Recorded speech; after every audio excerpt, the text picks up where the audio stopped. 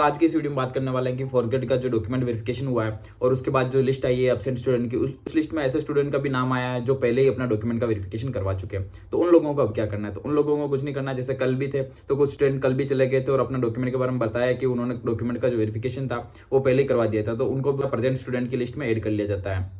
भूल होती है और कभी कभी क्या होता है कि जल्दबाजी की वजह से भी हो जाता है। उसके अलावा जो होता है टीएसपी और नॉन टीएसपी का, मैंने पहले बता दिया था कि जो दो जगह से जिन्होंने कट ऑफ क्लियर करी है उनका दोनों जगह पे नाम आता है। तो अगर वो एक जगह से फॉर्म अप्लाई करना चाहते हैं तो एक जगह से भी कर सकते हैं और दो जगह से अप्लाई करना चाहते हैं तो दोनों जगह से भी कर सकते हैं, उनके पास ऑप्शन होता है। अगर उन्होंने एक ही जगह अप्लाई करा होता है तो उनको दूसरी वाली जो जगह होती है टीएसपी या नॉन टीएसपी की जो बची हुई जगह होती है वहां पर उनको एब्सेंट बताया जा रहा है, जिसकी उन्होंने जहां से अप्लाई करना था वहां से अप्लाई कर दिया है और अब जहां से नहीं अप्लाई करना था वहां से एब्सेंट दिखा रहा है तो कोई दिक्कत की बात नहीं होती। लेकिन जैसे ऐसे स्टूडेंट है जिनको नॉन टीएसपी के होते हुए भी एब्सेंट बताया गया, उनको अपने मंडल पे जाना और उनको वापस बताना उनको कि मेरा जो है डॉक्यूमेंट वेरिफिकेशन पहले हो चुका है। कुछ लोग जो होता है इसी को प्रोविजनल लिस्ट समझ रहे हैं, लेकिन प्रोविजनल लिस्ट जो होती है अलग होती है कि एक से अधिक डॉक्यूमेंट की वजह से आपका जो रिजल्ट होता है वो रोक दिया जाता है। प्रोविजनल लिस्ट में क्या होता है कि कोई भी ऐसा डॉक्यूमेंट होता है जो आपने वहां पर सबमिट नहीं कराया होता है, और या फिर ऐसा हो सकता है कि आपके पास जो डॉक्यूमेंट है वो या तो पुराना होता है या फिर जो आपने फॉर्म अप्लाई किया उसके डेट के बाद का बना हुआ होता है, तो उसके लिए आपको एफिडेविट देना होता है। अगर आप उसी टाइम एफिडेविट दे देते हैं आपकी गलती के लिए तो आपको क्या होता है कि पात्र की सूची में ऐड कर लिया जाता है। लेकिन अगर आप अपना कोई एफिडेविट नहीं लगाते हैं या डॉक्यूमेंट के बारे में और कोई जानकारी नहीं देते हैं तो आपको प्रोविजनल की लिस्ट में डाल दिया जाता है। प्रोविजनल की लिस्ट जो होती है जैसे ही सारा डॉक्यूमेंट का वेरिफिकेशन कंप्लीट हो जाएगा उसके बाद आएगी। जैसे कि अभी 7 मंडल है, उनके ऊपर जो भी एब्सेंट स्टूडेंट रहे उनकी तो लिस्ट आ चुकी है, और 8वां मंडल जो अजमेर है उसकी भी एक बार की तो लिस्ट आ ही चुकी है। अभी जयपुर मंडल जो है वहां पर सबसे ज्यादा स्टूडेंट की लिस्ट आने वाली है, एब्सेंट रहने वाले, क्योंकि जयपुर में ज्यादा एरिया को कवर करता है, उसके अंदर स्टूडेंट की संख्या ज्यादा है तो एब्सेंट रहने वालों की संख्या भी ज्यादा हो सकती है। इस तरह जैसे ही टोटल स्टूडेंट की एब्सेंट की लिस्ट आ जाएगी उसके बाद हम कट ऑफ का भी अनुमान लगा सकते हैं कि इतने स्टूडेंट जो होता है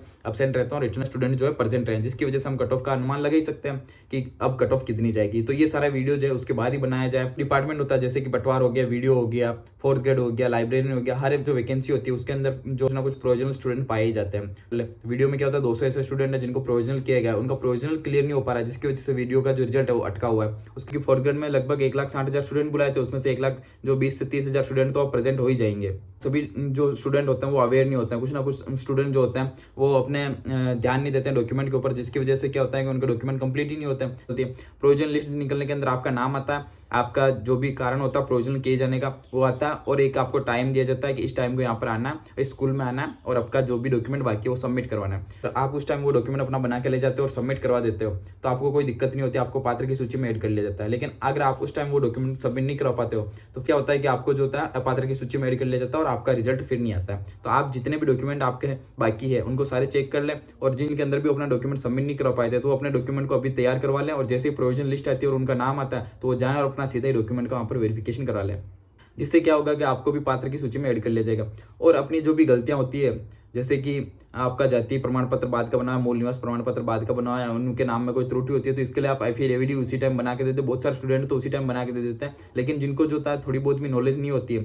उनको ये नहीं पता होता कि एफिडेविट कहाँ से बनेगा, कैसे बनेगा, तो इसका जैसे ही उनका नाम आता है प्रोविजनल वो भी अपना एफिडेविट बना के दे सकते हैं। अगर आप प्रोविजनल लिस्ट का वेट करते हैं कि प्रोविजनल लिस्ट आएगी, मैं उसमें अपना नाम देखूंगा, फिर मैं अपना डॉक्यूमेंट बनाने जाऊंगा, फिर क्या होता है कि अगर उन्होंने 10 दिन का टाइम दिया या 7 दिन का टाइम दिया प्रोविजनल लिस्ट आने के बाद, तो फिर क्या होता है ऐसे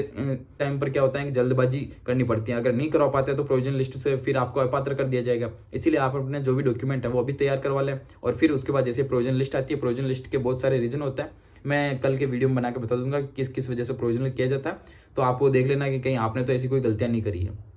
कट ऑफ का जो वीडियो जैसे ही सारे एब्सेंट स्टूडेंट की लिस्ट आएगी उसके बाद मैं भी बता दूंगा कि कट ऑफ कितनी रहने वाली है, क्यों है जैसे ही सारे मंडल पर एब्सेंट स्टूडेंट की लिस्ट आती है उसके बाद मैं लेके आ जाऊंगा, और आप भी देख सकते हो कि कट ऑफ कितनी रहने वाली है और एब्सेंट स्टूडेंट कितने रहने वाले हैं। और अगर आपका कोई क्वेश्चन हो तो नीचे कमेंट कर देना।